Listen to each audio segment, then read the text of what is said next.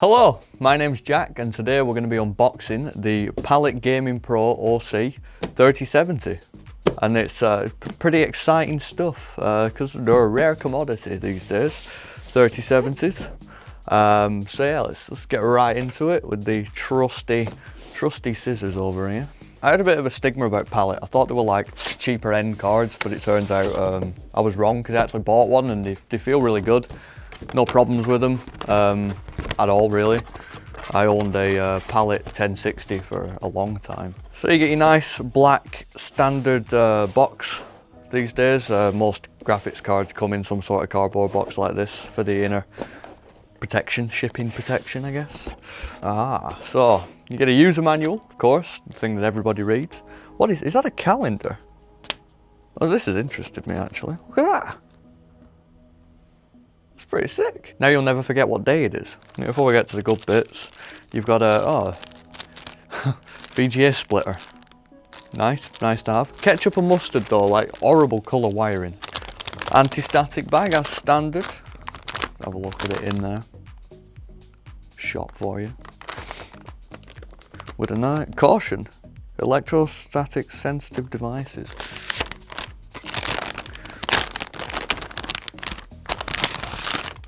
And here she is. Very weighty. Not too weighty, but definitely a weightier card. It's a lot smaller than I would. It feels thinner. A lot of the higher up 30 series cards. I mean, I know the higher up, the more powerful. They're just fat and long, and yeah. And the power inputs are in a strange place. They're usually at the end over here. I don't know what board this is. I don't know if it's an add-in board that Palit have designed themselves or it's a reference board. I'm not too sure, but I feel like, yeah, the standard's a lot longer than that, so it must be an add-in board.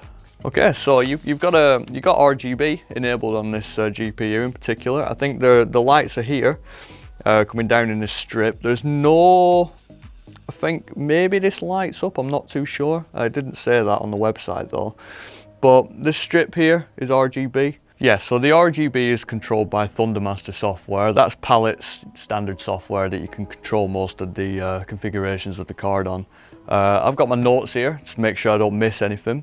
The fans are a 0 decibel fan design, so basically there's going to be no noise generated from the fans because the fans only kick in under load. So basically your fans aren't spinning. If you see they're not spinning, don't panic. Supposed to do that. It's got a honeycomb design on the bracket at the back here, which Palit claim makes for 15% more efficient cooling. So it's interesting to see how that performs. Okay, so what's interesting is that Palit say that inside this GPU, it's equipped with DRMOS, which is a technology. It's basically a VRM, which is a voltage regulator module. It's usually only available in the high-end server CPUs. It's just power efficiency stuff. It's a very complicated thing and not something I'm going to get into in this video, but it has it, so I figured I'd mention it. So obviously being a 3070 card, 30 series card, it has the 2nd gen RT cores with twice the throughput of last gen.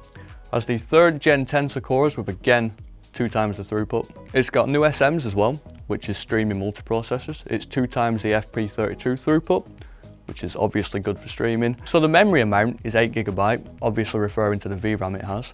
It's 256-bit memory interface. The DRAM type is obviously GDDR6, which differs from the 3080 and 3090, which uses GDDR6X, but the only difference being it's just slightly faster, slightly more bandwidth.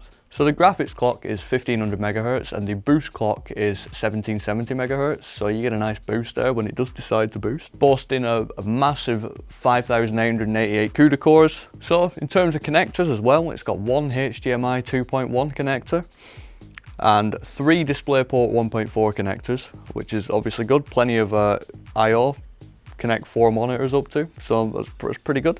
And it can definitely drive 4 monitors. It has a maximum digital display resolution of 8K natively, so yeah, pretty impressive stuff. So the graphics card power is 220 watt, that's the TDP, and obviously Palit recommends using the 650 watt minimum power supply with this particular card, so hopefully you can get away with 650. I always recommend going a little bit above the manufacturer recommendations. There's plenty of PSU calculators out there. I think we have one on our website actually.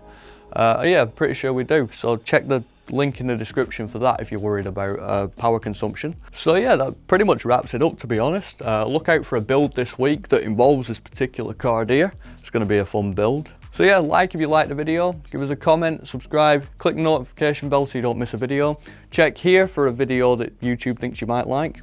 And yeah, this has been Jack for WePC, and I'll see you later.